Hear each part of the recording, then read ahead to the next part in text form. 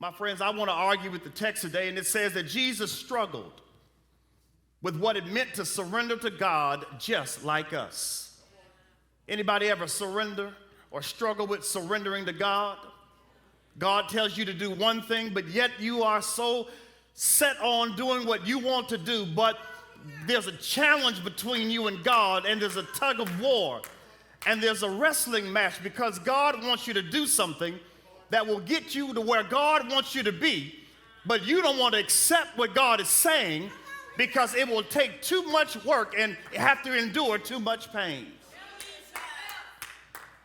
The text says that Jesus accepted this call, but he also struggled with his cross. Jesus left Nazareth with the understanding that God had called him to do something specific, but when it reached the point of the Garden of Gethsemane and when the crucifixion was upon his shoulders, the text says Jesus struggled with the moment of complete surrender to God.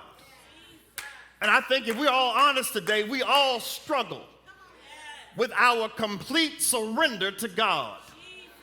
Because our complete surrender to God says that we have to, at some level, accept that what we are pursuing has nothing to do with God and everything to do with ourselves.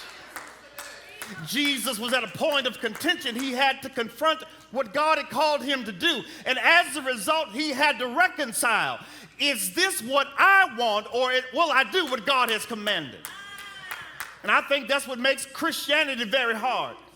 Is because we have to wrestle and we have to deal with the notion that there are moments that God understands our plans, he understands our strategies, but in order to get us to the next stage in life, we've still got to struggle.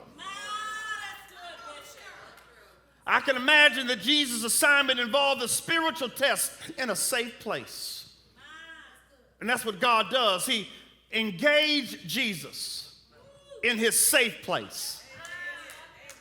A place that he went to pray, a place where he found solace from others, a place where he knew he could go and the devil wouldn't bother him. But in this moment, God permits the weight of what Jesus is going through to be so overwhelming that the text says that he prayed so hard that sweat was as drops of blood.